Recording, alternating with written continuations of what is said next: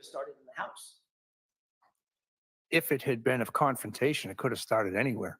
right? The house is part of anywhere, right? Correct. So in other words, the house is not excluded in your mind at that point as a starting point for the investigation. Is that right? Well, the starting point would have been where Mr. O'Keefe had been discovered. And then based on speaking with the witnesses, there was no indication that he had ever made it into the house. Well, you didn't know that until you followed up on your investigation, correct? I learned that by speaking to Ms. McCabe. So you just took Ms. McCabe's word for it. At that point in time, that was the only person I had spoken to, and she gave me a timeline of events from that night where Mr. O'Keefe was supposed to come back to the house, but never made it. Have you ever been, in your course of investigating cases, have you ever been lied to by a witness? Objection, Your Honor. Can you answer that? Have you ever been lied to by a witness? Yes. So it's not necessarily the best investigative technique to just take a witness's word for something, correct? Objection. That's sustained. You need to actually investigate the circumstances for yourself and to your own satisfaction. Is that a fair statement? Sure. One of those investigative techniques would be to walk into the house and figure out who's who there, correct? Can you rephrase the question? Sure. One of those investigative techniques to satisfy yourself that you're actually getting to the truth of the matter would be to walk into the house and figure out who's in the house first. I will agree that I needed to speak to the people in the home. I can't just walk in their house. I have to announce myself, and they don't have to let me in. I understand. I'm not trying to parse those words. I just mean entering the home and interviewing witnesses. That would be a normal part of your investigation initially, correct? Yes. And you also knew that the most obvious place to look for witnesses that may have information about a fallen man in the snow would be 30 feet away in the home, correct? Correct. So once you're inside the residence, you walked in the front door, correct? Yes. You indicated that there's a stair that services the second floor. Is that right? Straight ahead. Yes. Right. Just before the staircase, there's a door to your left, right?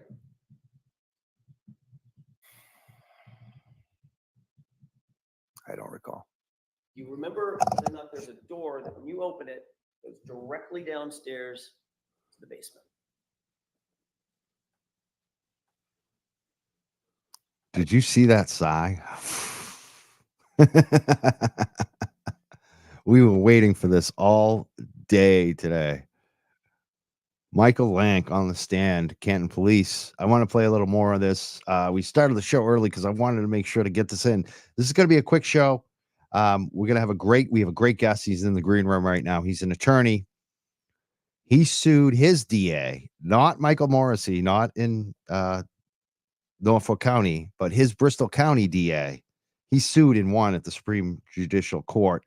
There's a lot of similarities to what's going on with Karen Reed. So this is going to be a great interview tonight. He's back on the show for a second time, a follow-up. Before, he just had the suit against the DA. This time he's coming back. He's actually got a victory here, Supreme Judicial Court. So we're going to be talking to him.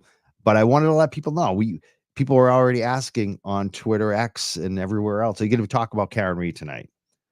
This is going to be a quick show tonight, but yes, of course, we're going to talk about Karen Reed. We can't help but talk about Karen Reed. And we're playing some video right now from Lank. I'm going to play maybe another minute or two of this and then bring up our special guest. And I expect he might even have something to say. I'm pretty sure we've talked about this, about Karen Reed tonight. So yes, we will be talking about Karen Reed. Don't worry about that. We're also going to be broadcasting a governor's council. Tonight is kind of like expanding even beyond Karen Reed. A lot of people talk about what other cases are there out there that we don't know about. We'll be talking about something like that tonight. Also, what can we do? Governor's council debate tonight. This is a big debate between someone who is a public defender and very competent, someone who gets along with the people in power, but also is hugely listens to the people, works with the people, gets shit done for the people, has her heart for the people, versus someone who's been in office for a long time, who lies about endorsements and gets caught, who's got a scandal all the time. We're going to play that debate tonight. It's a live debate, governor's council. These are the people who appoint judges. So you see where we're going tonight. Tomorrow night, we got a special show too. We're bringing Bettero and Mazza Media back. We're going to break down all the Karen Reed testimony from today and tomorrow. So we're still on Karen Reed. Trust me on that. Tell all your friends. Please listen tonight. I'm going to play a little more of this, and then I'm going to bring up our guests because, like I said, we only have limited time tonight. A quick show. I like this. I do not recall. He does not recall doing any investigation here. Michael You Lang, of indicated course. on direct examination that you didn't notice anything. He didn't notice one of the Albert brothers, whether they were drinking that night either, when they hit the car. Didn't notice if he was drinking. Paraphrasing, so forgive me. You didn't notice anything out of place in the home. No. But you didn't go downstairs to the basement and look, did you? No. Didn't look for broken furniture down there. I didn't enter the basement at all. You didn't look for. I was just waiting for Alan Jackson to say, did you do anything? Did you do any investigation? This goes on and on and on. Down there. All right, I think we'll play more of that in a little bit, maybe. But it was amazing to see again today. Every day it gets worse for the prosecution. All their witnesses. It's shocking. This is just so shocking. Never seen anything like this in my life. Let's bring up the guest. Special guest coming here. He's an attorney. His name's Eric Mack. He recently sued the Bristol County DA, and I think he won. Is that correct? You won this lawsuit, didn't you, Eric? That is correct. We did win, and it was a good victory. A hard-fought one, but we were victorious. And tell us about who you are and this lawsuit too. So yeah, my name's Eric Mack, and I'm actually the brother of Anthony Harden, who was shot by a Fall River police officer in November of 2021. And this lawsuit, you know, over 2.5 years ago, this lawsuit is to get the rest of the evidence related to the purported investigation that the district attorney's office has done into my brother's shooting. So right now, they still won't give the surveillance video. They still won't give all the pictures of the actual scene. They won't give the video recording of the scene immediately afterwards. Rather, all they decided to give us is what they put together about 2 weeks after the actual shooting. So that's what the dispute was about. And so now that you've won, the Supreme Judicial Court of Massachusetts ruled in your favor. Have they made any steps now to provide you with those documents? They are working on it. They're getting it as soon as possible. They have not given me anything, and they have not told me the date that they're going to give it to me. So it would not shock me if we ended up having to go back to court on it. But you know, we are waiting for them to give it to us at this point in time. Now, you're an attorney. What kind of attorney are you, if you don't mind me asking? So I just do employment law. So this is not the type of thing that I do on a normal basis. So this is a different aspect of law, one I never thought I'd actually be doing, quite frankly. Awesome. I have a relative who's an employment law lawyer, which I love. You know, I'm all about the workers. I do a lot of worker coverage. So before this Karen Reed thing took over my life, but totally love employment work lawyers. You guys do God's work. Thank you so much for doing that. Having said that, looking at, like, you know, I'm watching Massachusetts, and like lately, there's been so many police scandals, from overtime scandals, evidence locker scandals, the Netflix series. I'm sure you've seen it. Have you seen it? Trial 4 with Sean Ellis? I have not seen that one. No. Oh, it's friggin' amazing. I mean, they locked this guy up, and they, you know, cops knew who did it. They set this guy up because they didn't want to be exposed. They were ripping off drug dealers, a bunch of crooked cops, and one of the Boston police officers that was in on it got executed, probably by someone who was pissed off at him in that drug scene. And those Boston cops knew it was going to come back on them. So they found someone who's not connected, an innocent patsy, and blamed it on him because he had been at the scene of the crime, basically going into the Walgreens or CVS or whatever it was, the drugstore, late at night to buy Pampers. And this poor kid, you know, wicked nice guy, fought it for 20-something years, 4 trials, won. In the end, they dropped the charges in the 4th trial. And they still went on camera and said that he was guilty, the DA. It's just like, are you kidding me? I mean, and we all know he's innocent. Like in the series, it really shows it. Now you have what's going on with Karen Reed, which, have you been keeping up on this at all? I've been keeping not as much as I should, but I've been watching it a little bit, and you know, the, the patterns are the same in all of these places. It's not they consider themselves investigating, but they're really trying to put together the story and the narrative that they want to push about what happened, as opposed to what really happened, right? So don't confuse them saying they're investigating with finding the truth. They're investigating to make up a story that they want to make up. I mean, that's it. That's the message of tonight, that this happens a lot. And that it happened with Sean Ellis. It happened, seems like, with your brother here. I mean, they're hiding shit. And you know that they did something wrong when they're hiding things, when they're not being forthcoming, and you have to go to the Supreme Judicial Court to get documents, and you're an attorney. I mean, you're the brother and the Karen Reed. I mean, all of these, it's the same thing. Police creating, and district attorneys, even worse, creating narratives to put someone, And yeah, in my case, they claim that they did an investigation into my brother's shooting, and the Mass State Police put together what they would characterize as a crime scene reconstruction, where everybody was standing, where the shots were fired, like all the stuff. And I was like, well, where is it? The district attorney's office were like, well, we don't have that. We never asked for it, right? And I was like, well, don't you think that's a really big piece of evidence? And apparently they didn't. So the only thing that they really cared about was what the officers had to say 2 weeks after the shooting when they were interviewed. And I don't consider that an investigation, right? You actually look at the physical evidence and see who did what and where. And that's what I believe that never took place here at all. And I've got on the screen from the Mass Dump newsletter from Andrew Quimere. Do you follow this? I do follow him. Yes, I follow him quite. Yes. He's quoted you in this story. People should definitely, if you want to read much more about Massachusetts public records law, you want reporting on police misconduct in Massachusetts, and this story all about Eric's fight here, check out the Substack, the Mass Dump. Just put the Mass Dump newsletter in Google. It will pop right up, and I would suggest people subscribe to it. Check it out. It's got the whole story. I'm just posted on the screen right here. This is your brother, right? On the left? It's me and my three brothers. The one, all the way on the left is Anthony. I'm all the way on the right, and it's Carl and Antone in the middle. It's unfortunate they had the police. They passed a law about 3 or 4 years ago about police reform to allow people and citizens to get additional information when there's these type of situations. And the district attorney's office basically acted like that law didn't exist, and they violated it the entire time. And they lost at the Superior Court. They lost at the Supreme Court, and now hopefully at this point in time, district attorneys can no longer withhold evidence, even though the law says that they're supposed to give it up. Yeah, it's really not cool that they still withhold so many. So I request this stuff all the time, and it's like 50% of the time you don't even get a response. Never mind. Now, even when you do get a response, about half the time on those, they still deny you. Yeah, they've only given me at this point in time what they want to give me. Right? They've given me what they want the public to see. And anything that they thought was going to hurt the narrative that they're trying to push out, they've decided to withhold and fight me the entire way.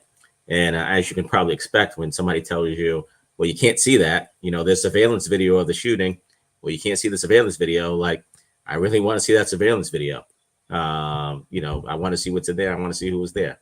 So that's sort of what the fight was about for the most part.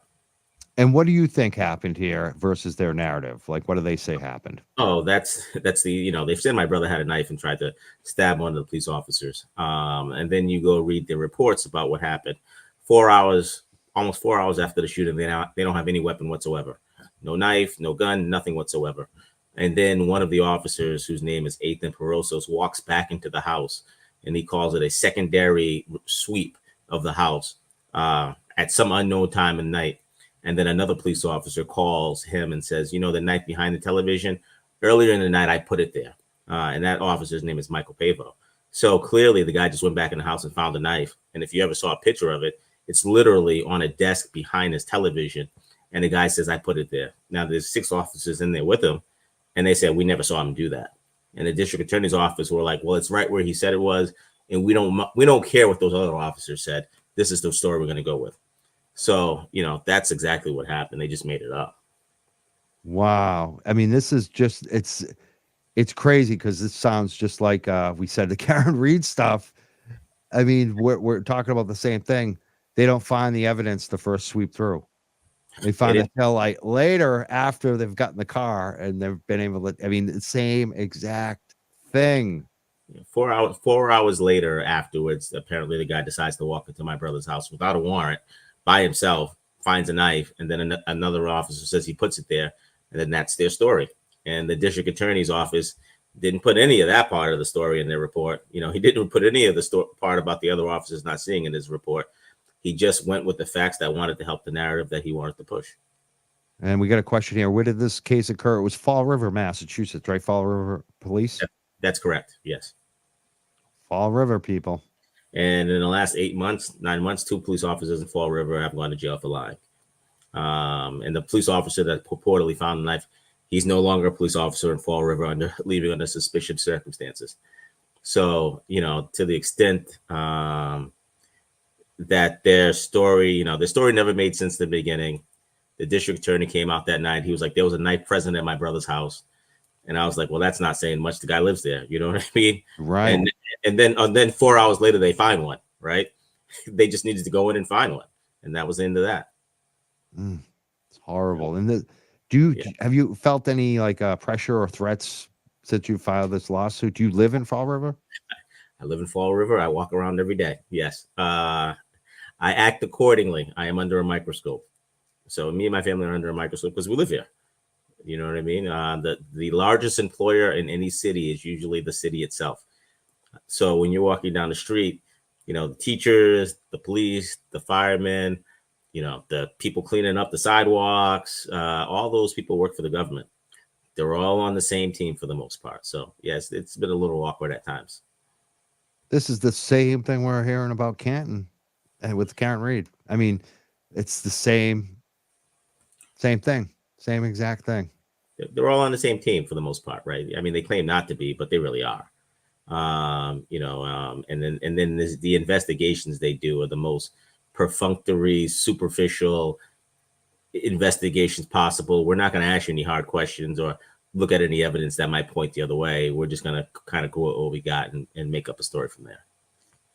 Now, we get some questions coming in. Kyle V asked, how does Eric cope with all this? Serious strength to be this calm, cool, and collected? Well, I see this. I look that way on the outside, but it's quite taxing at times. This has been going on over 2.5 years.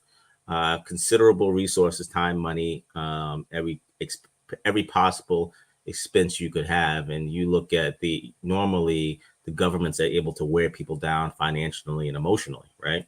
They have unlimited expense. They have unlimited resources to fight you with. I probably had 10 attorneys that have been fighting me about this. So how do I do it? I try to get up every morning, try to have a great day. I go to work still, spend time with my family, my son, my wife, and then I try to spend at least 4 hours to 10 hours a week working on this to make some progress. So, but yeah, it's a daily fight. I work on it. Now, this DA is named Thomas Quinn. Is that correct? That's correct. And one of the big things which I mentioned is one of the officers involved in this was his son's best friend. His son's best friend from kindergarten.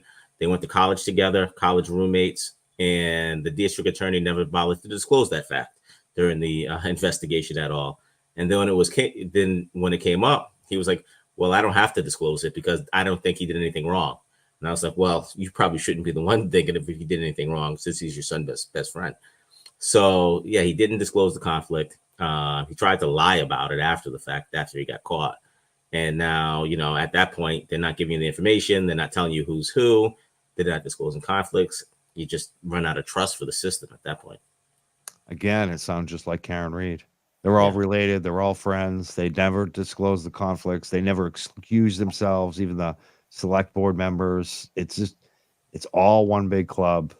And if you're not in it, you're getting screwed. I mean, that's absolutely without question.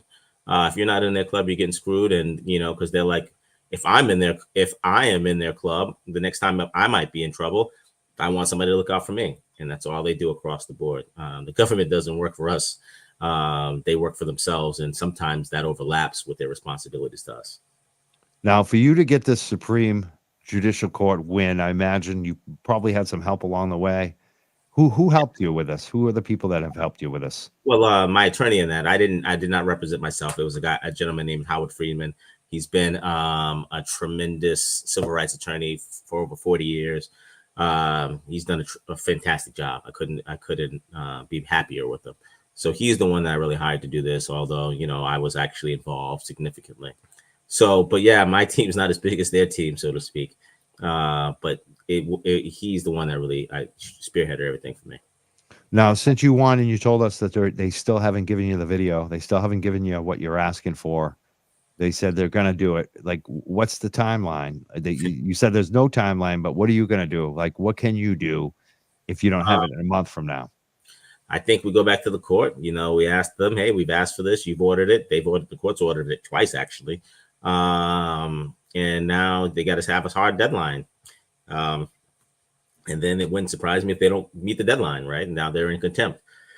And if you looked at there was a case, Coleman, I think it's Terrence Coleman, that happened fairly recently. He was killed in Boston. Similar, they said there was a knife.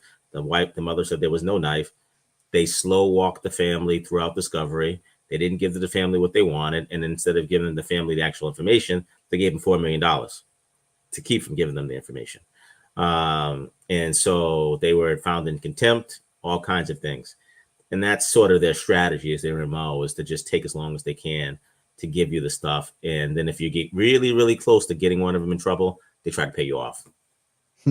Sounds like Michael Lank's testimony today. There was talks about him, the money that this cop in Canton, he got in a fight, bit somebody, spit in the face, off duty, and then put himself on duty. And then the town paid out a bunch of money, and they promoted him twice. That is the strategy. Yeah. And it's your money, by the way. They're paying these bills with our money, right? The money doesn't come out of nowhere. It's the people's money that they're paying for. Usually. Yeah. So it's awful. Someone had a question. Have you ever met Ken, an attorney in Fall River? It's connected to the Turtle Boy aspect of this Karen Reed stuff. Do you know a guy named Ken Mello from Fall River? I will say this. I do not know Ken Mello. I will say that I do not believe he's held in the highest regards. That's what I can say about that. But I have no firsthand knowledge of him. Very good. Oh, thank God you don't. Yeah. I've seen pictures of him that are less than flattering. Yeah, he's got some bar complaints against him too. And yeah. So yeah. But yeah, it's across the board. District attorneys don't really have any oversight. And I think that's a large part of the problem here. They do something, they do it behind closed doors. And usually the sunlight never gets shown on them, because criminals usually just plead guilty, right? If Karen Reed, if she pleads guilty, none of this comes out. Exactly. Same with Sean Ellis. On the fourth trial, you know what happened to him? They put him in a room and they were like, they're offering you a deal right now. No more time served. You plead guilty. And he was like, nope. And he's looking at life for murdering a cop. Like he had just gotten out of jail after 22 years. And he was like, and he said, nope. I mean, we would have never known that he was innocent. The other guy who got convicted with him basically took the plea. Like so it's crazy. That's exactly the same shit they pull. It's just over and over and over again where they try to shut it down. Yeah, I'm sort of new to the criminal world. The number of times that I've seen cases recently where the defense attorney was on the verge of showing that the police were lying and it was a cover-up, the DAs, rather than holding the police accountable, will go to that party and say, you know what, we'll dismiss the charges, right? And now there's no reason to go forward and no reason to tell the truth, because the case just goes away. So the district attorneys sort of have a trump card, so to speak, to hide any information about bad cops by just dismissing the charges. And they don't ever hold the cops accountable. Now, this last election cycle, I noticed a lot of the DAs, well, like up in Essex County, one of the DAs that I've wanted to see go forever, Jonathan Blodgett, he decided not to run for re-election because of a little scandal about a protester that they basically, lugged away for no reason. And, protester ended up winning. But I noticed also in other districts like your district, Bristol County, there have been some primaries. There are people challenging DAs now for the first time in like several cycles. Shannon McMahon did really well against, your DA in Bristol County. There was also competition in Plymouth County. Do you think that there's a trend now? And like after Rachel Rollins won too, I mean, it was great. I thought it was great. Rachel won, but there's been a lot of scandal with her since then. So I think it's kind of put a damper on things. But I think it's great that there's more contested races for district attorney. Do you see that trend continuing? And do you think that somebody like Shannon McMahon will run again, or somebody else will challenge the Bristol County DA, Quinn? Well, I will make you one guarantee and one hope. I will say, I guarantee you somebody will run against him next election. I hope it's Shannon McMahon. But I will, and I will also say that elections are good, right? People have to come out and say what they did, explain to the people what happened. If you don't have an election, people get to do their job and never have any level of accountability. So I really do hope that there are elections for district attorneys. So if you did something that, should be talked about, you have to talk about it and explain your decision making. So I think it will be something that continues to go forward in terms of contested elections. And I actually hope that when things come up like these shootings and things like that, it makes the district attorneys think twice about trying to cover it up, right? Not only is it the winning, but it's like I may have to explain my decisions later on. Exactly. I hope so. And I think Michael Morrissey is going to have a challenge if he decides to run again. I don't know. In Norfolk County, I think he might do a Jonathan Blodgett and just call it a retirement. Yeah. Usually these were like lifetime appointments, basically, right? Right. You get appointed once, you do the job as long as you want to do it, which I don't think any job should be like that in any capacity. So I think that there's going to be a lot more motivated people after this Karen Reed fiasco, and trial 4 too. I think a lot of people have seen trial 4 recently to get involved more in these DA races because they are very important. These people are in for life. My advice is always vote for the newcomers because newcomers are always less corrupt. The longer you're there, the more corrupt you get into the system. And even you could have the most honest broker. You put them there for 30 years. After 30 years, they're part of the system. Like it doesn't matter. So do you agree with that, Eric? Almost always the newcomers are better. Obviously, there's some crazy people you might not want to vote for that are trying to get, but I'm talking about serious challenges. What do you think? 2 points I would make on that. I agree wholeheartedly what you just said about the newcomers are less entrenched and less likely to be corrupt. And this is sort of related to some extent. When I see Tom Quinn come out immediately after a shooting by a police officer or a police officer kills somebody, it's his job to then investigate those police officers, right? And so that's what the DA does. He investigates the police officers after shooting, like it would be me or you. When they're out there immediately saying the police officers did a wonderful job, they did great, I was like, well, I think you've already decided before you even investigated, right? So you need somebody. I think the whole system is flawed. To have the district attorney who works with these guys on a day-to-day basis have to ask them, investigate them. I just think that's just a bad situation. I think that really needs to change. Yeah, we need some kind of systemic change within that system. It's just you can't help but be entitled, to the people who are making your cases. It's like, and this one, the case was his son's best friend. You know what I mean? It's even right. more connected here. It is. What's next? I know you won this on the video, receiving the freedom of information, which is great because it puts the word out that, if you're getting screwed out there, you can sue. You can get those documents. You can win. And I think it also, gives a heads up to the people in the government locally. But are you also suing, like for restitution for your brother? Like what else is going on there? So I mean, so yes, it's not restitution to me; it's to his daughter. So yes, there will be a wrongful death suit in the upcoming months. And, to some extent, some things still remain to be seen because they've withheld a lot of stuff for a very, very long time. When we see what that is, that'll dictate some of our next steps. Wow.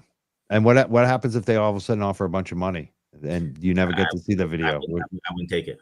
Yeah. It's never been about. I would not take it. It's never been about money. Even for her for the daughter? I wouldn't take it. It's not about money. Yeah. Yeah. Because if they're going to pay me that much for it, I need to know what I wouldn't take it. I want to You see what's couldn't sleep at night. Is that it? I could not sleep at night. I You need want to to know. I love that. You're a wise man. I love that you said that because I was in a spot one time where, my career, I was making good money and I couldn't sleep at night. Could not. And you know what? I went through years of bullshit and like financial struggles, and now I'm doing great. And it's like so much better this time because I sleep so good at night and I just smile all the time. It's like, I walk around with my head up. I have nothing to be ashamed about. I've asked them questions, and they've chosen this path, right? They could have just given me the stuff, and they chose not to. Yeah. So that's what it is. Wow. I hope I can't wait. Like as soon as you get all this stuff or any updates, I want to know. I want to know. I want to be putting that video right on our YouTube so everyone can see it. I missed the biggest part of this. Actually, you almost forgot.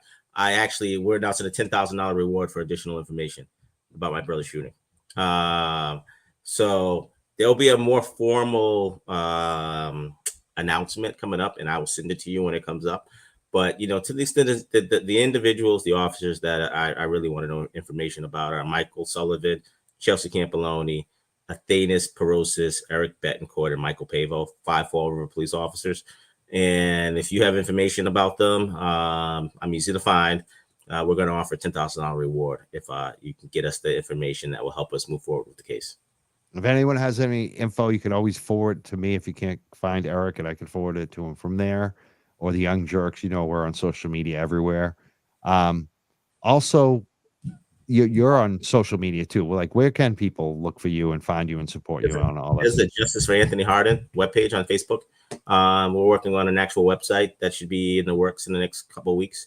And I think they'll, there will be a big announcement in the next couple of weeks about this case, and I'll make sure I share it with you. Awesome. And have they made any offers or settlements to you at all yet? No, they have not. Do you think they know that you won't take it anyways? I mean, I've said it. I don't know if they believe me. It's about exposing the corruption, and it's about getting to the truth.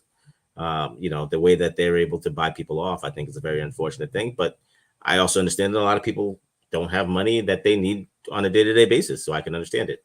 To Kim, it's Justice for Anthony Hardin. That's who it is. Justice for, how do we spell that too?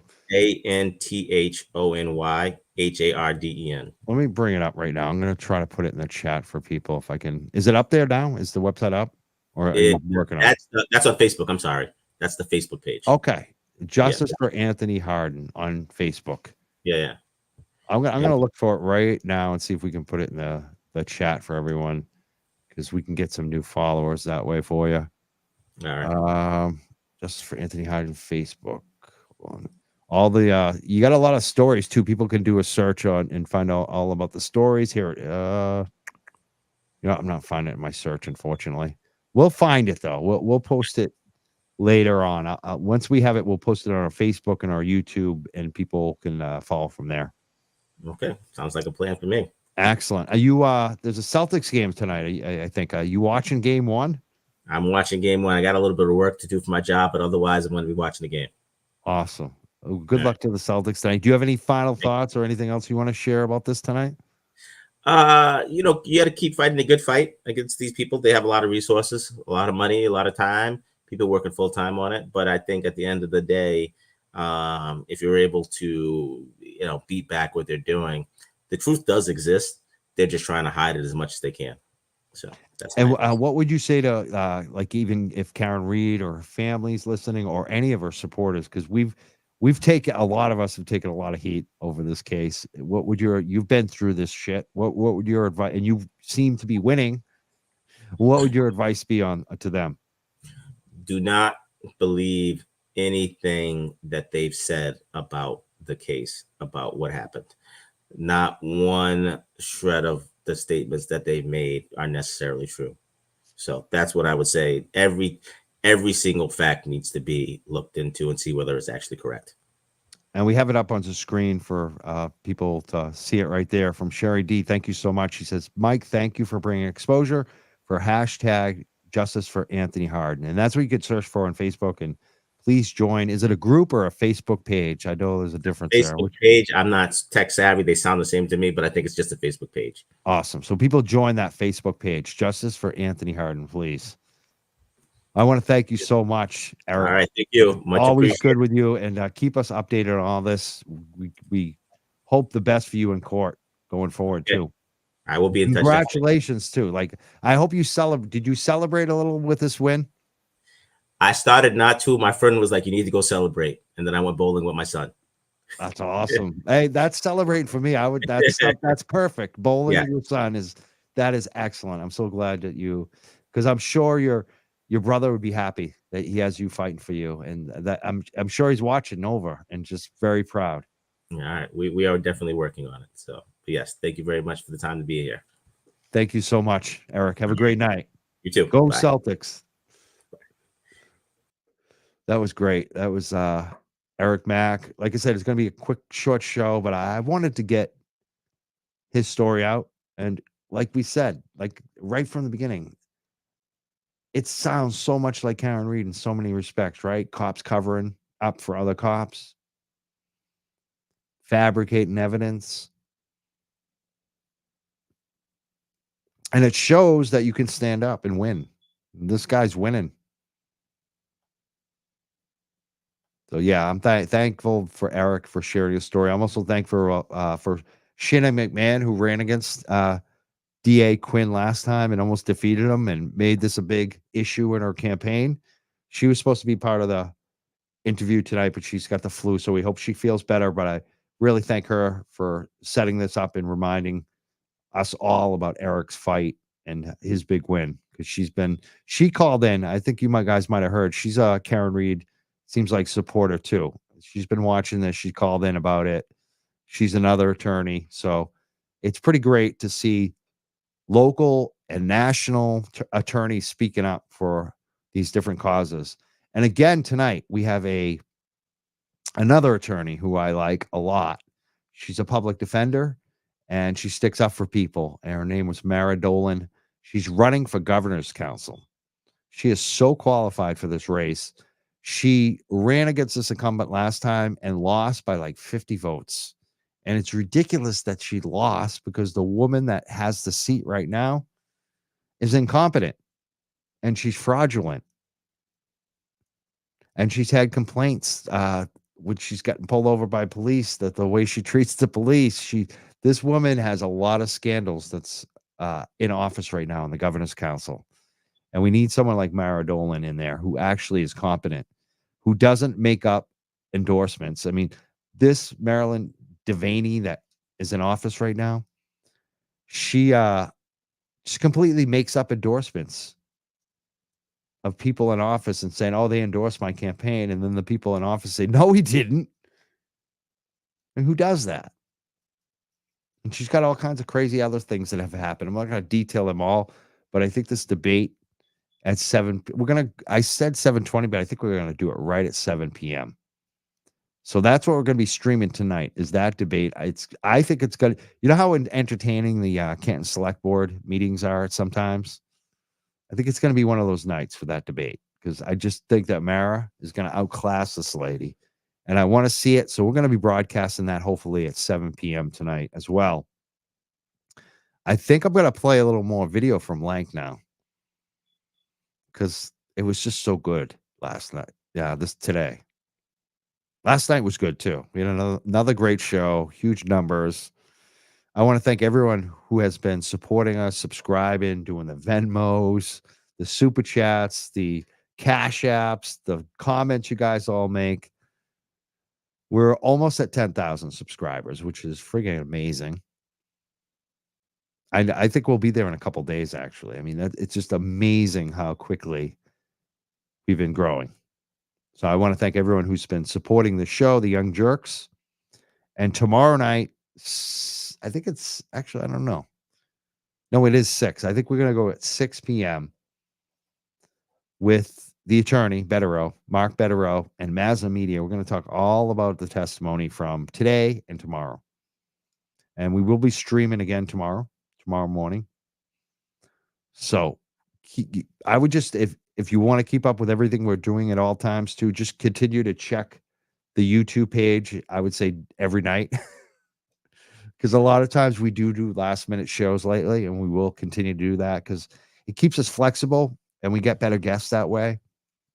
And it's exciting for us to be able to book what we want when we want to book it, even if it's last minute. Yeah, Mark Betterow does rock, and so does Mazza. Lucas, thank you for the comment. 6 p.m. tomorrow night. Be here for it. I guess Tom CPU hit 7,000 subs today. Congratulations to Tom CPU.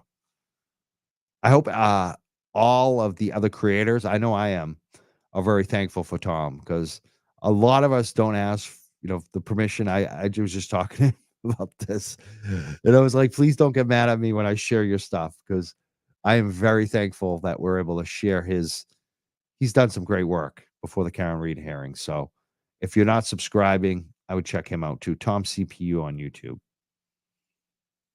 And I know he's got some haters. Don't come at me if you hate him. I don't want to hear about it. I got haters too, I don't think, us creators kind of back each other up. We kind of have to, because we all have little groups that hate us. Yeah, someone said Tommy CPU has heart and spades. I think he's a good guy.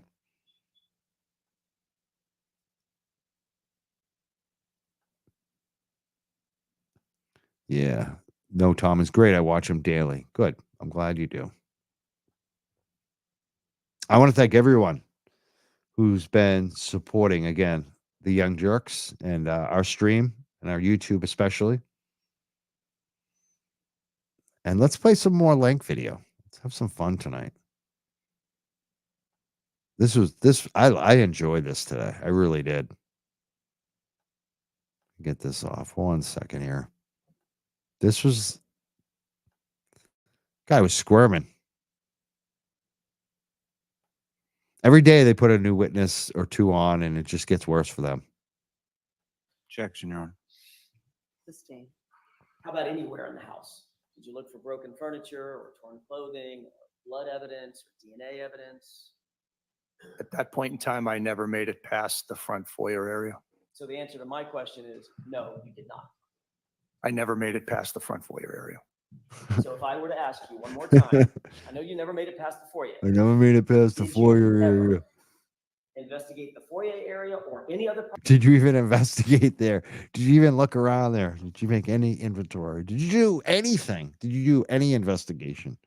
Are you serious at your job at all? Do you give a shit? No. It's freaking amazing. Part of the house for evidence of a fight. The only area I was able to observe at that point, everything appeared to be in order. But you didn't search the rest of the house for a fight, Lieutenant. That's all I'm asking. No, I wouldn't have had probable cause to do so. You mean their timelines are wrong? Oh, it's always wrong. Everything is wrong in this. So there was a debate today with Betterow. He was saying, is it incompetence or is it corruption? And I think he made this point. I'm pretty sure he did. But it's both. Incompetent corruption. I mean, we're used to corrupt people being a little smarter than this around here, I think. But I also think that a lot of times the corruption gets by because no one challenges it. We talked about this with Anthony Harden tonight. About Anthony Harden tonight with Eric. They don't expect someone like Eric Mack to challenge his brother's death. They don't expect Karen Reed to say, you know what, I'm not taking a deal. They don't expect Eric Mack to say, no, I'm not going to take no for an answer. They don't expect the dude who was in prison for 22 years from trial 4, Sean Ellis, to say, you know what, I'm not going to take your deal, time served, to plead guilty to a crime, to a murder of a Boston police officer that I didn't do. That's what they don't expect. And what they didn't expect about the Karen Reed thing, even beyond her standing up to them, is that all of you would find out about it and join and back her up. It's amazing to see. I hope every single one of you that has gotten involved in this continue to take this stance with other cases and be open-minded and check out my show, even when we don't do Karen Reed, because that's what I've done in the past. I speak up for people who are getting screwed, whether it's by the state or a corporation or somebody else. That's what I've always tried to do on the show. And more, it's been about law enforcement.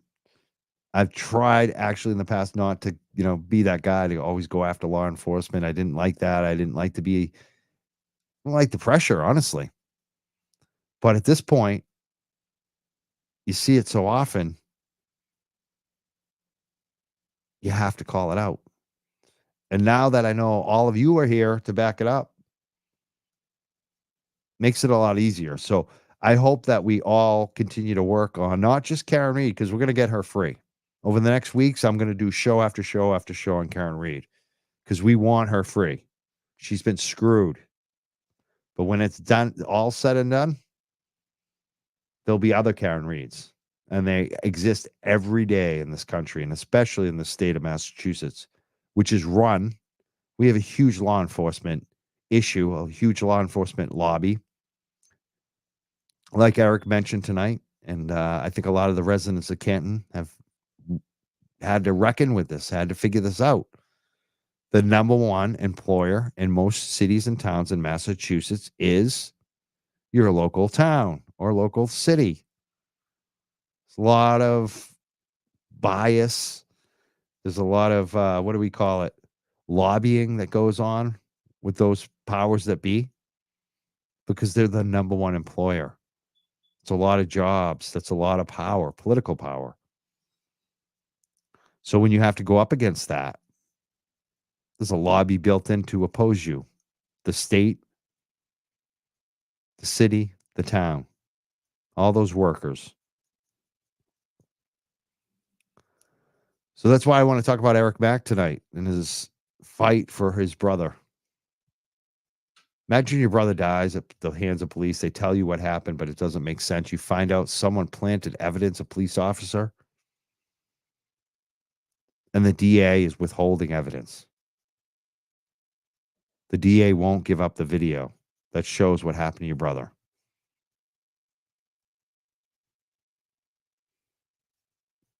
This stuff happens too often in Massachusetts. So that's why we had him on tonight. I'm looking forward to see what happens with the lawsuit. Hopefully we get some video. He's got to get that website up.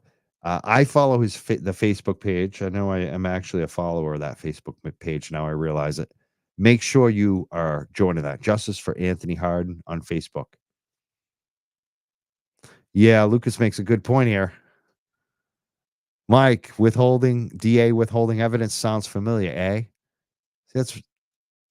We see it all the time. Anthony Harden happened in his situation. Karen Reed happened in her situation.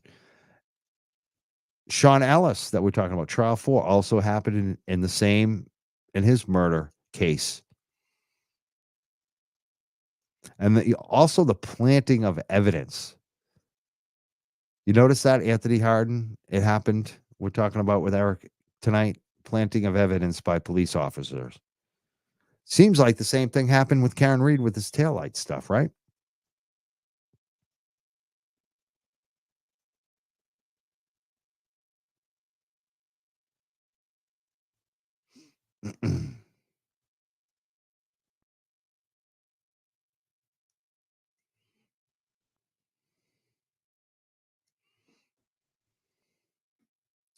Read some comments here. Here's a comment about another show, which is fine. Talking about Scott McGinnis. I guess he had something going on with one of the larger true crime shows, Surviving the Survivor, tonight. But he said, do you notice the new anti-Karen Reed tactic is to blame Proctor to take the heat off the Alberts? That's exactly what they're going to do. A scapegoat. Limited hangout. Just Proctor. It's not just Proctor. You can't say it was just Proctor because who was Proctor doing it for? Proctor just did decide. That's how stupid and lame they are. They're so stupid. Idiots, morons, people that think they're smart. They're the dumbest people in the room. Ridicule them. Michael Proctor just didn't do it for no reason. Who has helped him and who was he helping? I mean, these morons don't get it. If Proctor goes down, they all go down. Yeah. Proctor's best buddies with Brian Albert. And who is Brian Higgins best buddies with? Chief Wiggum, who he did the retirement party for. And Brian Albert is best friends with Brian Higgins because they went to New York together. I mean, these guys are all connected. It's so obvious. They're all doing favors for each other. That's why Berkey there's no complaints. What Sean said the other night, the audit committee hearing, Sean Colburn, great speech, Sean. 0 complaints of Canton police officers in the post commission, except for one that got a complaint when he was in Boston. Nothing comes from Canton, but all the other cities and towns around have tons of post commission complaints against officers. But every single week, every single month, twice a month, I guess it is, at the select board meetings, we hear more complaints against the Canton police, but they don't have any citizen complaints on the books. Chief Wiggum, Berkey, that was his job. That's what he was so excellent at over 30 years.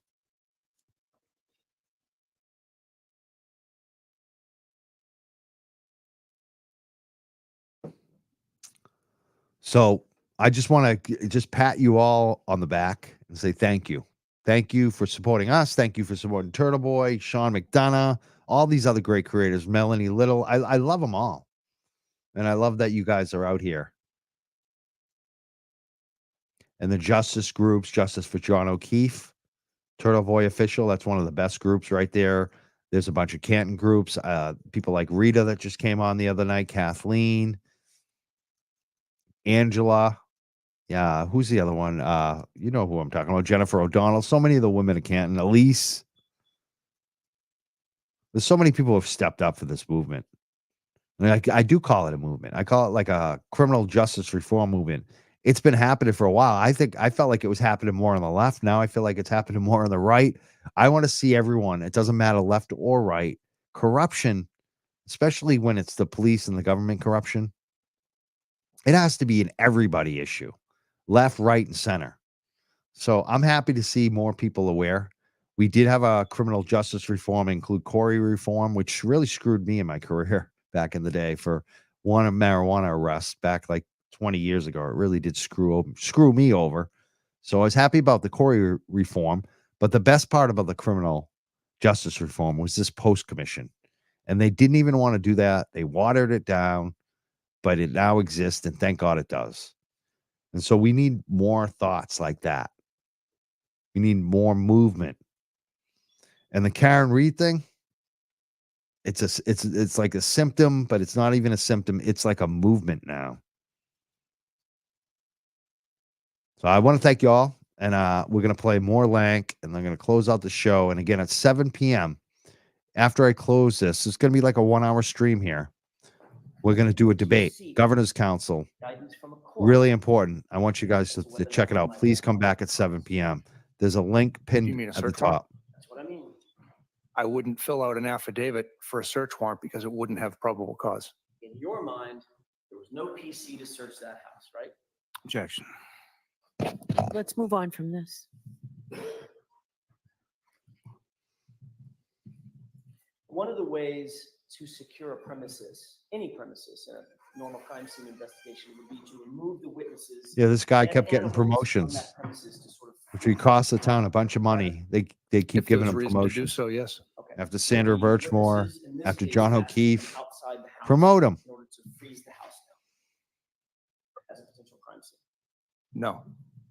Were any animals removed in order to freeze and lock down the house as a potential crime scene? I didn't observe any animals. They weren't worried about securing evidence because the fix Did was in. you- and this is the This is last what they question, weren't this really is really- they weren't really trying to any- solve a crime. I mean, I think that's really the point here. They weren't trying to solve a crime. They already knew what the end result was going to be. That's what it seems like, doesn't it?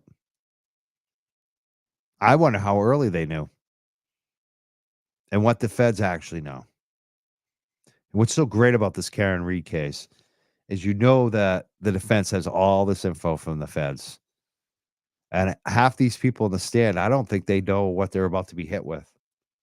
They don't know what the defense has. So it's just been like knocking them down one by one every single time. Thing to lock down and secure that premises, the inside of the house, in any way, shape, form, or fashion. Can you rephrase that, please? Sure. Did you do anything? Yeah, to retirements. lock down and secure that premises in any way, shape, form, or fashion? No. Did you allow witnesses to go inside the house other than Jim McCabe? Yes. And you know what I'd like to see? I'd like to see them just clean house in every town and city police department. The bottom 10%, the 10% that create all the complaints. Every police department has those guys that have the most complaints. You should just get rid of them. Early retirement for you, buddy. No ass, nothing. You're out. We're giving you early retirement because you have too many complaints. You're too much of a liability. That's what we should be doing. That should be the next bill at the State House. Every police department has to get rid of the bottom 10%. The 10% with the most complaints. Let's make that a law. You'll see these guys get really nice.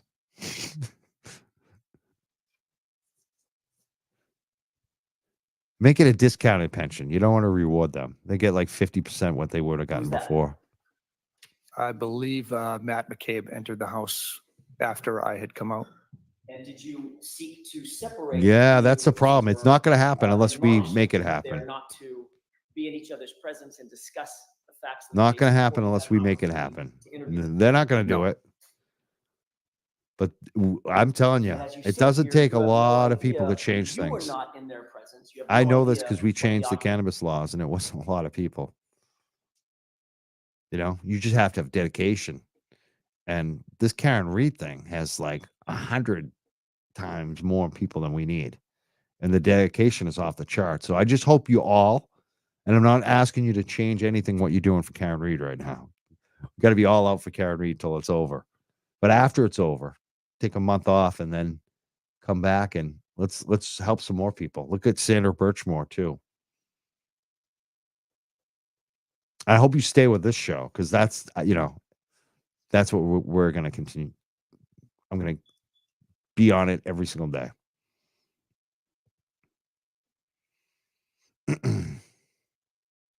And it is hard to get change around. The law enforcement and town workers are the biggest lobby in Massachusetts.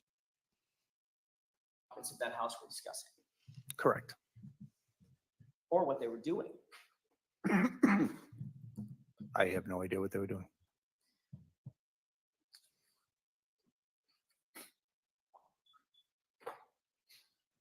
Just a moment, Your Honor. Yes.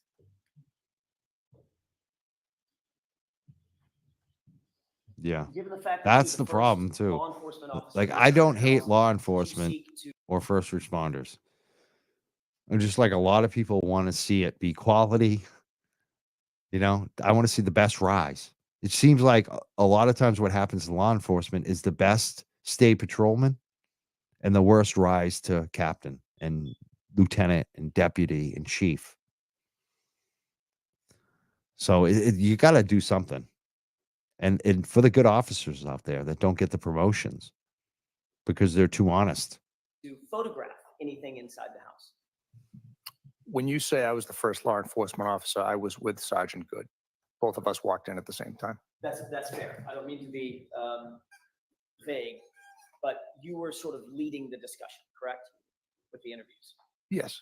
at least according to Sergeant Good, you were taking charge. Sure. As the first law enforcement officer to take charge inside the house, did you seek to photograph that? No. Premises or that location? No, I did not. Did you make any drawings or diagrams of the layout of the house? No, I did not. Did you know where the furniture was or was not? Did you do anything, buddy? I don't know what you mean. I don't know what Note you in mean. a What did you do your diagram where job? furniture was. There's a dining room table I don't know here, what it's you got mean. We 6 don't do, chairs, we don't there's a work kitchen here. table over there. We just cover No, I shit didn't. up. Did you note any document where the individuals were, the human beings were in relation to each other when you walked in the house? Are you asking me where I were, or did I make a I'm asking you diagram? whether or not you documented that. Asking No. you if you did anything. If you, what do you mean? Had you been told at the time that you went in the house that John O'Keefe was found out in the yard, that there was a shoe missing, his right shoe was missing? No. You didn't have that information yet? I did not. Did you subsequently learn that? I learned that much later after we had already cleared the area. Tell me what much later means, days, hours, weeks? I honestly couldn't give an exact answer on that. I think I know the answer to this, but you didn't do any search for any missing clothing from the victim inside the house? I did not.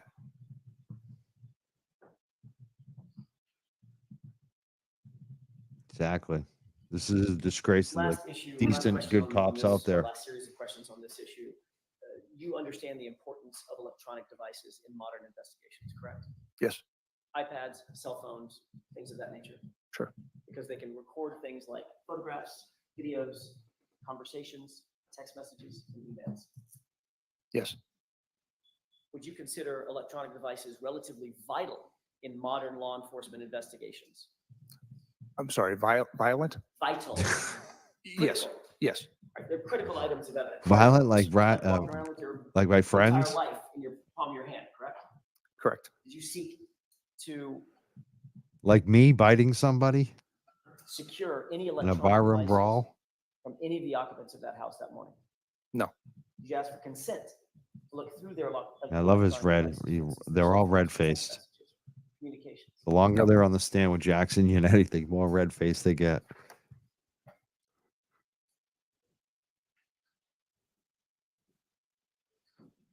Did you believe, well, turning back to a question that you were asked by Mr. Lally, you did in fact interview Brian Albert at the scene, correct? Yes. You also interviewed his wife. Yes. Did you believe at any point before you interviewed Mr. Albert that it was incumbent upon you to let your supervisors know that there may be a conflict of interest because of a personal relationship that you had with the family? Objection. Sustained. Did you ever, in fact, not whether you believed it was important, but did you ever, in fact, notify any of your superiors at Canton PD or any other law enforcement agency that you had a personal relationship with the Albert family or members of the Albert family? I did not.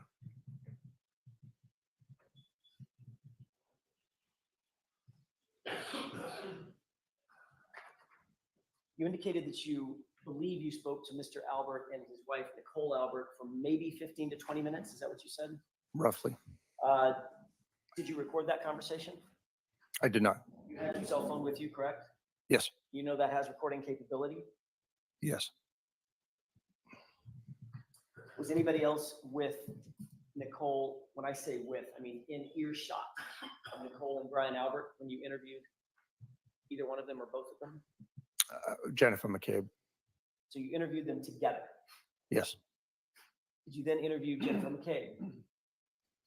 I had spoken to Jennifer McCabe outside. To the best of my memory, I believe once we were inside, I was able to get some more information from her based on the chronological order of events. And when you were getting this information about the chronological order of events, that was within earshot of Brian Albert and Nicole Albert. Yes.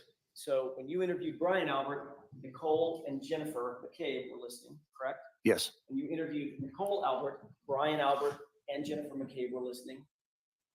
Yes. And when you got this chronological layout of the night before from Jennifer McCabe, Brian and Nicole were both listening. Yes.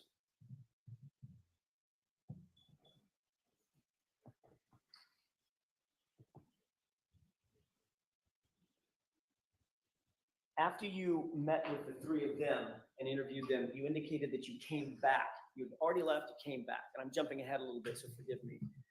When you came back, it was around 9 a.m.? No. I came back just moments later. Had you actually left? I may be a bit confused, so I apologize. Had you actually left and driven back to Canton PD? No. Okay, so you just came back in the house? When Mr. McCabe entered the house, No, I'm so sorry. I'm jumping ahead, so that's unfair. You left, now we're at the point where you've already cleared the crime scene. Okay. And then at some point you get called back. Yes. Because Ms. McCabe said she had additional information she wanted to impart. Yes. When you interviewed Ms. McCabe that second time, were Brian and Nicole Albert there? Yes. Were they within earshot? There's some commentary about people worrying about the jury, which is a good concern because you never know really about a jury, who's on the jury. However, what I do have faith in, which is what people are talking about, is this defense. I think this defense is going to get through no matter what to any jury. At least a couple of jurors are going to be smart enough to realize what's going on here. So I have no doubt at this point. I mean, we never know what's going to happen throughout a trial, but everything we've seen so far, it's like, why are we even having a trial? They've provided zero evidence. Zero. None. All they've done with all their prosecution witnesses is create doubt about their trustworthiness, their competence.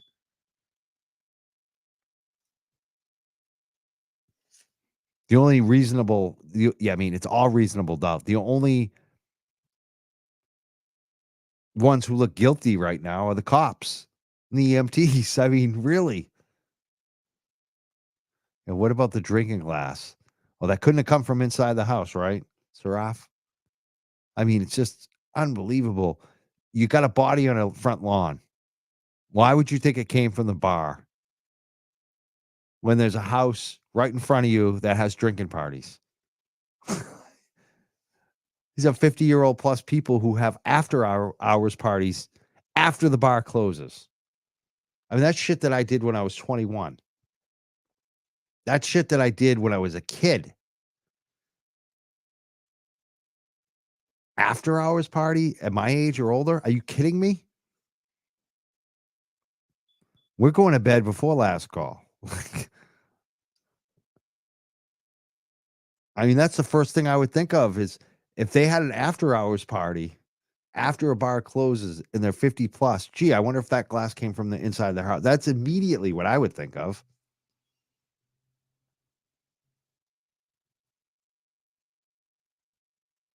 Yeah. That's it. This is exactly it. The only ones who look guilty are the cops and the DA. I mean, that's all I've seen from this testimony so far. Is how shady they're making their cops and prosecutor look. I think this jury's seeing it already, and it's just beginning. Remember when, no, it wasn't Jackson. United said, wait for us. Wait for us. I mean, if we have to wait for them and we're already getting all of this, can you imagine what they're going to show us later? Jackson or Unetti, by the time they get to their own witnesses, oh my God. Can you imagine the damage they're going to do to the system?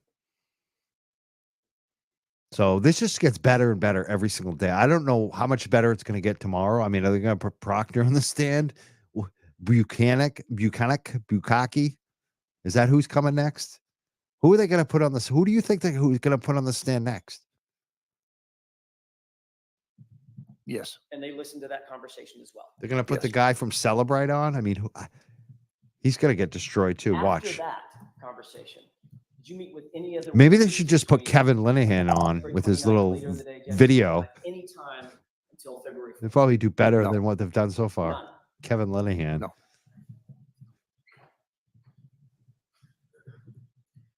Yeah, I just wait wanna for talk us. for a second, just a brief second, about setting up a crime scene outdoors. You indicated that the crime scene was relatively secure, was your word. It was relatively secure because there were And you know what, too? It's, you know, people say that Karen does smile. I like this comment. She said, Yannetti said that because he is 100% certain of the outcome and why Karen is smiling throughout the nightmare. And you notice she doesn't always smile. Sometimes she looks pissed off. She looks pissed off that people are lying. Because she knows she's going to win this. But Plevin has solved the case. Unbelievable, that guy.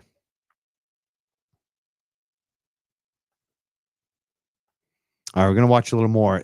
I'm going to start the debate pretty soon, too, on a new stream in a couple minutes. cruisers sort of around the perimeter Yes, of the yard. Is that right? that's correct. Crime scene tape wasn't working because it was windy.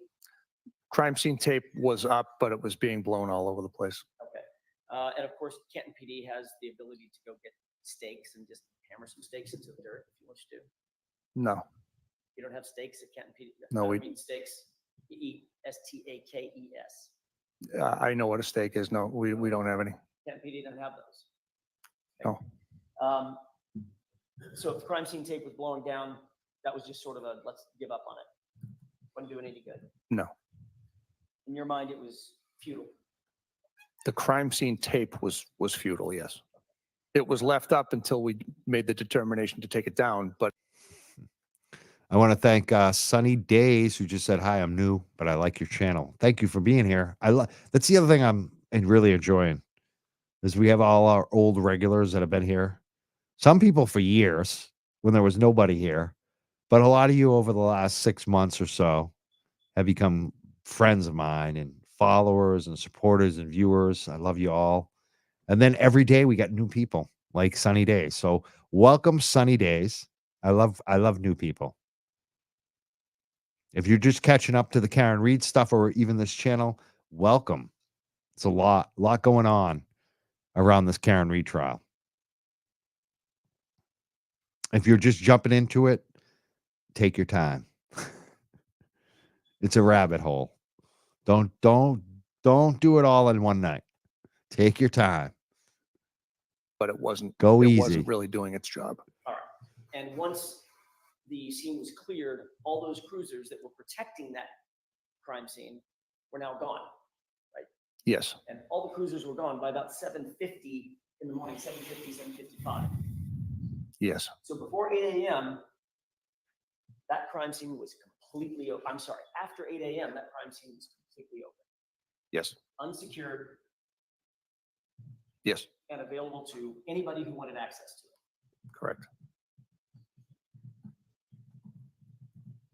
One of the reasons to secure a crime scene is to minimize the possibility of evidence destruction on one hand, correct? Yes, And evidence tampering on the other hand, right? sure. And examples of evidence tampering could be just moving a piece of evidence. Objection, Your Honor. That's overruled. Just not too much further with this, though. I've just got a couple of quick questions about this. Could you repeat that, please? Sure. An example or a couple of examples of evidence tampering could be something as simple as moving a piece of evidence, moving it from here to here, correct? That would be tampering, yes. That would be Hiding evidence, tampering. Getting rid of it, right? Yes, Taking evidence out of the scene or putting evidence back into the scene, correct? yes, Or even planting. Did you see that facial expression when he said yes? You see that? The tell. Like that, exactly what they did. That was just sort of a let's give up on it. Wouldn't do it any good. no. In your mind, it was futile. The crime scene tape was futile, yes. It was left up until we made the determination to take it down, but it wasn't really doing its job. All right. And once the scene was cleared, all those cruisers that were protecting that crime scene were now gone. Yes, And all the cruisers were gone by about 7:50 in the morning, 7:50, 7:55. yes, So before 8 a.m., that crime scene was completely open. I'm sorry, after 8 a.m., that crime scene was completely open, yes, unsecured, yes, and available to anybody who wanted access to it. correct. So all the evidence that you have in a murder was unsecured. All the evidence you want to convict Karen Reed, totally unsecured scene.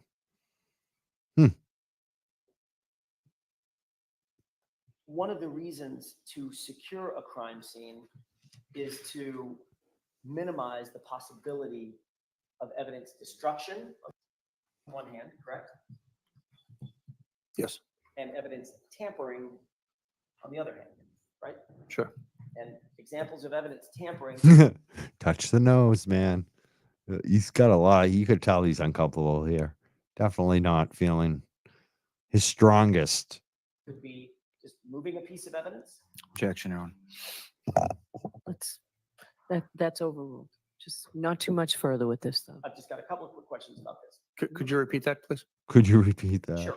An example, He's feeling confident now. Look, he's like, I'm almost done. or a couple of examples of Not yet, evidence buddy. tampering could be something as simple as moving a piece of evidence, moving it from here to here, correct? That would be tampering, yes. That would be tampering. That would be what we did. Is that what you did, Michael Lank, your crew? Michael Proctor? Hiding evidence, getting rid of it, right? Yes, Taking evidence out of the scene or putting evidence back into the scene, correct? yes, Or even planting evidence that didn't exist before.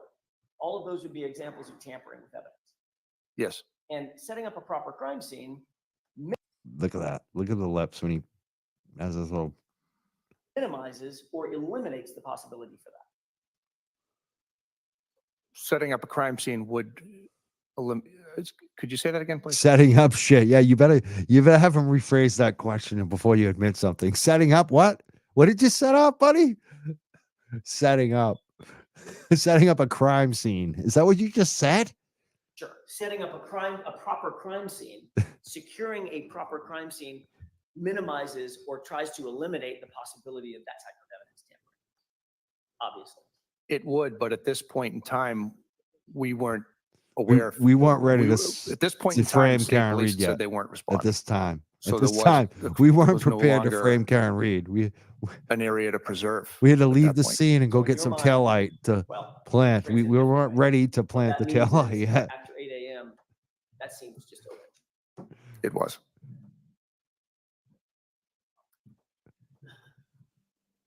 You found both the blood that we saw pictures of and the cocktail glass that we were just introduced to this morning, correct? Yes. You searched the area that was adjacent to where you believed the body was. Is that right? We searched, I would say, about a 6x6 or 7x7 area, 6x6 or 7x7? roughly. 6 feet on each side. Right. You were looking for obviously anything that was out of place, anything that didn't belong, Yes, like a man's size 12 shoe would have caught your attention. it would. A black baseball cap would have caught your attention. It would. Piece of plastic broken probably would have caught your attention. Yes. Certainly 45 pieces of plastic would have caught your attention. Yes. And between you, and Officer Seraph, Sergeant Good, Officer Mulaney, Lieutenant Gallagher, none of that was found. The only things we found were the things that were documented. You did find the blood, however, is that right? Yes. Who literally physically leaned down and scooped that blood up? Me. And that was done in a plastic solo cup that we've heard a little bit about. Yes, yes. You're aware that those solo cups are unsealed. I believe Lieutenant Gallagher got them out of a sealed package. When I say unsealed, they don't have a lid on. You're not You there. got him out of a sealed package. I believe it. The snow and the dirt and debris and the grass and everything else. You have any But evidence of that? They're just open to the air. Yeah, there was snow and blood. There was no dirt and debris in the glass that I can recall. You're sure about that? No dirt and snow? I didn't observe any, no. You didn't observe any dirt and snow? You don't think there's dirt and snow? I didn't observe any dirt in the glass. Excuse me, the cup. Certainly wasn't sterile cup. No. Certainly wasn't a crime scene cup. No. You're aware that the Massachusetts State Police Crime Lab warns against collecting any biological material in anything made of plastic, correct? You aware of that? No. When you scooped out the blood, did you videotape that process so we know exactly which blood stain was scooped up from where? I don't recall if it was videotaped, but we did not document which scoop went in which cup.